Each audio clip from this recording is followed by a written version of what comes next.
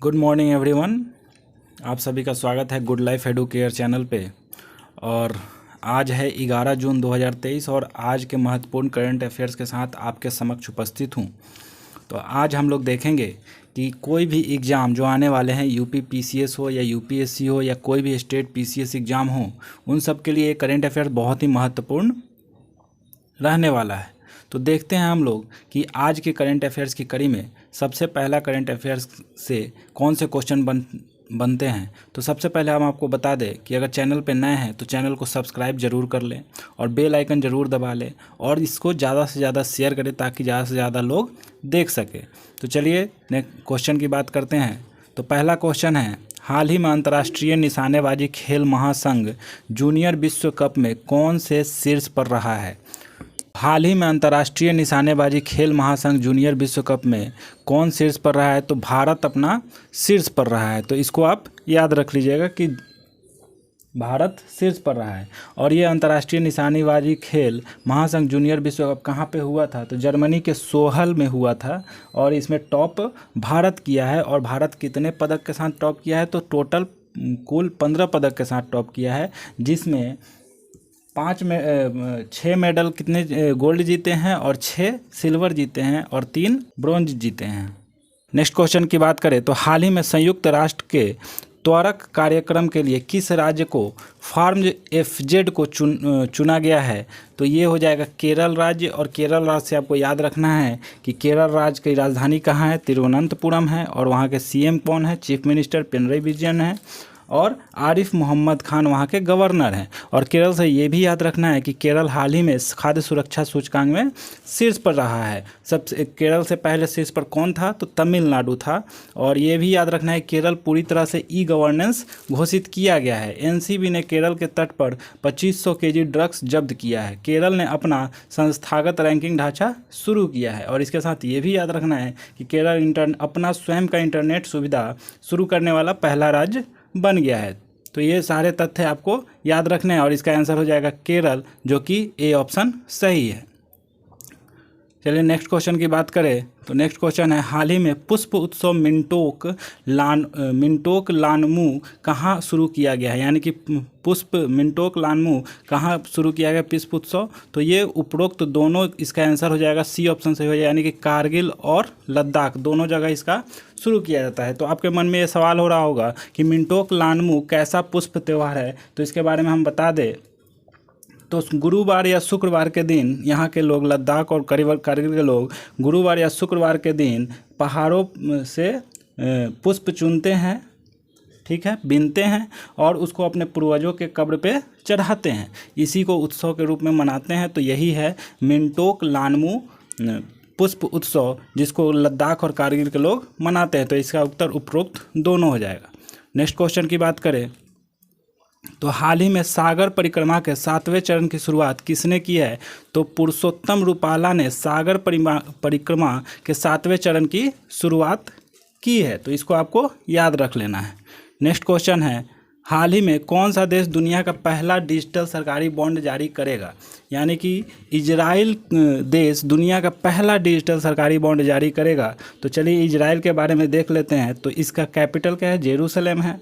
और करेंसी क्या चलता है, इजरायली न्यू सिकल चलता है। और पीएम क्या है, बेंजामिन नेतन्याहू यहाँ के पीएम है।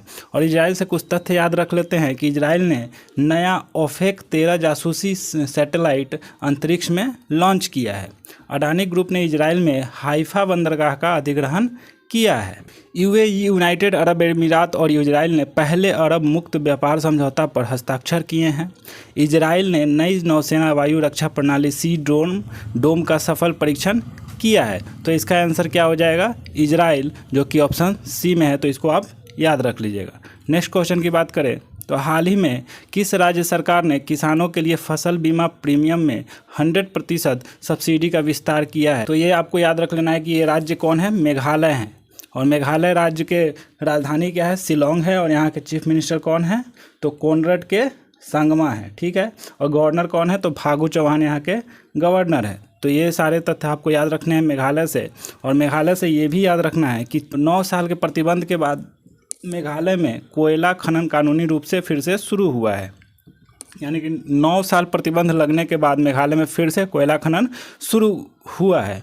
पूर्वोत्तर का सबसे बड़ा बहुउद्देशीय इंडोर स्टेडियम शिलोंग में बनाया जा रहा है। प्रति कृषि परिवार औसत मासिक आय में मेघालय शीर्ष पर रहा है। मेघालय सरकार ने एशिया के पहले ड्रोन डिलीवरी हब का अनावरण किया है।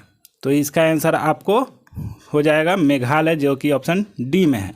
नेक्स्ट क्वेश्चन की बात करें तो हाल ही में credit bureau TransUnion CIBIL के नए गैर कार्यकारी अध्यक्ष कौन नियुक्त किए गए हैं?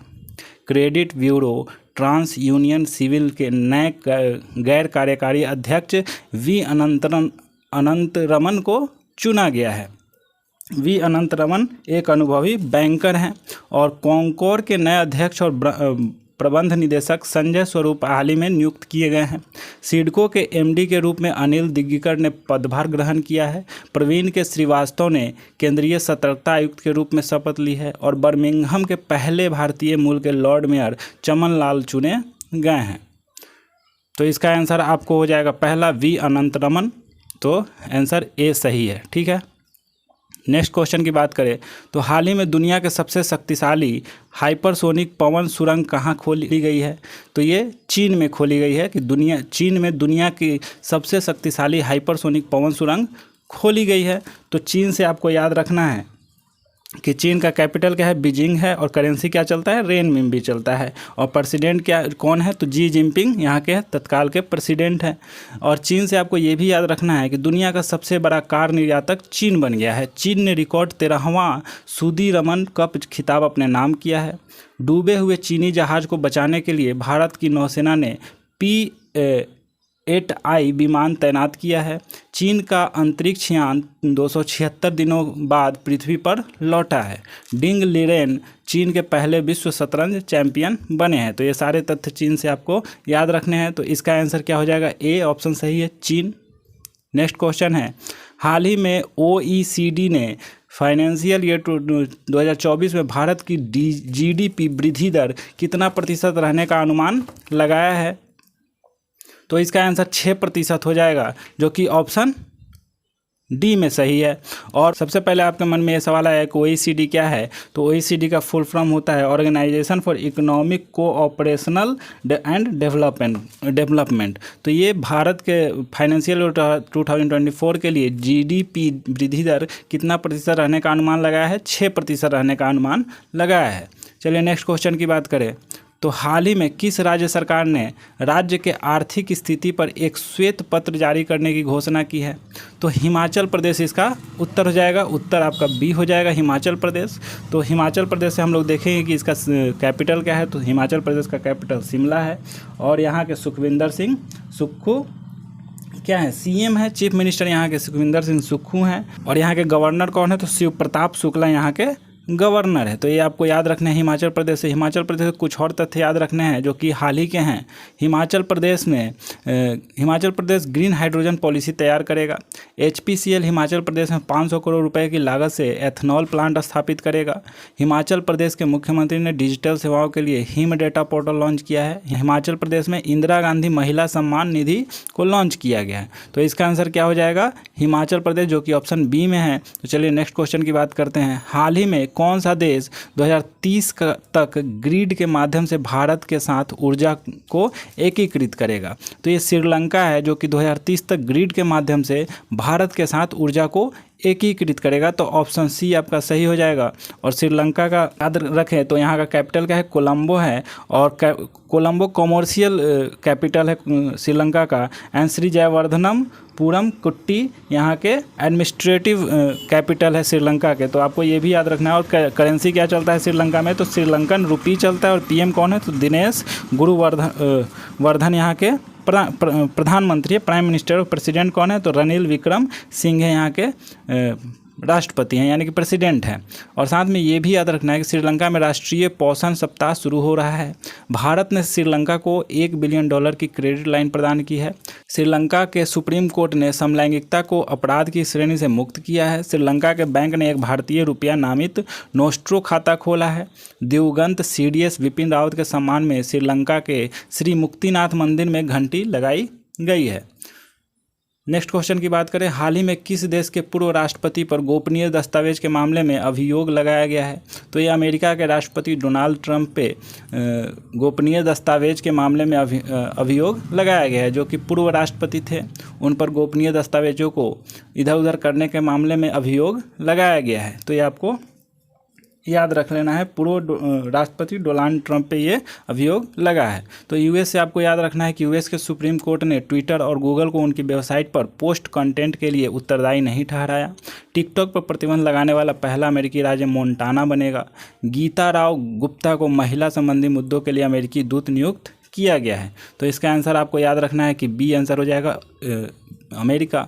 नेक्स्ट क्वेश्चन है, हाल ही में मर्सर के कास्ट ऑफ लिविंग सर्वे के अनुसार भारत के प्रवासियों के लिए सबसे महंगा शहर कौन सा घोषित कर दिया गया है? तो शहर मर्सर के कास्ट ऑफ लिविंग सर्वे के अनुसार सबसे बड़ा शहर भारत में कौन सा है? तो मुंबई है। दूसरे स्थान पे कौन है? तो दिल्ली है। और तीसरे स्थान पे कौन है? तो बेंगलुरु है। तो ये आप याद रख लीजिएगा कि पहले स्थान पे मुंबई है, दूसरे स्थान पे ये आपको लिखा हुआ है कि दूसरे स्थान पे दिल्ली है और तीसरे स्थान पे बेंगलुरु है। वहीं वर्ल्ड लेवल पे बात करें तो पहले स्थान पे हांगकांग है और दूसरे स्थान पे सिंगापुर है। तो नेक्स्ट क्वेश्चन की बात करें तो हाल ही में किस राज्य सरकार ने 2017 से 2021 तक के सभी ट्रैफिक चालान रद्द किए हैं? तो ये उत्तर प्रदेश है। ठीक है, इसका आंसर बी हो जाएगा। उत्तर प्रदेश राज्य सरकार ने 2017 से 2021 तक के लिए सभी ट्रैफिक चालान रद्द किए हैं, यानी कि प्राइवेट हो या कमर्शियल हो, कोई भी ट्रैफिक गाड़ी के लिए ये चालान रद्द किया गया है। और इसी के साथ उत्तर प्रदेश से आपको याद रखना है कि उत्तर प्रदेश की कैपिटल क्या है? लखनऊ है। और लखनऊ किस नदी के किनारे स्थित है? गोमती नदी के किनारे स्थित है। और लखनऊ का चीफ मिनिस्टर लखनऊ के कौन है? तो योगी आदित्यनाथ है। और गवर्नर कौन है? तो आनंदीबेन पटेल वहाँ की गवर्नर है। और आपको ये भी याद रख सकते हैं कि वहाँ की राष्ट्रीय पक्षी क्या है? तो सारस वहाँ की राष्ट्रीय पक्षी है। राष्ट्रीय पुष्प क्या है? तो पलाश है। और राष्ट्रीय पशु क्या है? तो बारहसिंह है। और राष्ट्रीय वृक्ष क्या है? तो अशोक का वृक्ष वहाँ का राष्ट्रीय वृक्ष है। हाल ही में उत्तर प्रदेश में घटित घटनाओं को भी याद रखना है कि 13वीं हॉकी इंडिया का जूनियर पुरुष राष्ट्रीय चैंपियनशिप उत्तर प्रदेश में जीता है। खेलो इंडिया यूनिवर्सिटी गेम्स का तीसरा संस्करण उत्तर प्रदेश में शुरू हुआ है। उत्तर प्रदेश के बरेली शहर में नाथ कॉरिडोर विकसित होगा।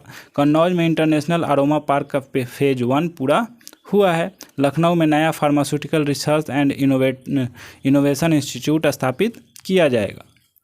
तो ये सारे तथ्य आपको उत्तर प्रदेश से याद रखने हैं। नेक्स्ट क्वेश्चन है, हाल ही में सबसे अधिक डिजिटल भुगतान के मामले में कौन सा देश शीर्ष पर रहा है? तो ये अपना देश भारत शीर्ष पर रहा है। तो इसको आप याद रख लीजिएगा, बहुत ही महत्वपूर्ण है कि अपना देश भारत सबसे ज़्यादा डिजिटल भुगतान के मामले में शीर्ष पर रहा है। दूसरे नंबर पर कौन रहा है? तो दूसरे नंबर पे ब्राज़ील रहा है। और तीसरे नंबर पे चाइना रहा है। और भारत नंबर 1 पे डिजिटल भुगतान के लेन देन में सबसे अव्वल रहा है। इसके साथ क्रूड स्टील का दूसरा सबसे बड़ा उत्पादक कौन बना है? हाल ही में भारत बन गया है। हाल ही में काबा महिला चैलेंज कप 2023 का खिताब किसने जीता है? भारत ने जीता है।